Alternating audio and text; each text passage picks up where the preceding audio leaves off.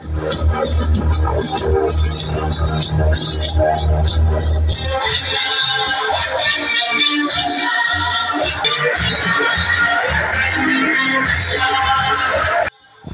से इज़ाले यकजहती के लिए लाहौर प्रेस क्लब के बाहर पुरज़ोर मज़म्मती एहतजाज में ख़वातीन के साथ साथ छोटे बच्चों ने भी फ़लस्तीन के मज़लूम अवाम के साथ इज़ाले यकजहती की। मुज़ाहिरीन का कहना था कि इसराइल फ़लस्तीन के निहत्थे लोगों के ऊपर मुज़ालिम ढाना बंद करे।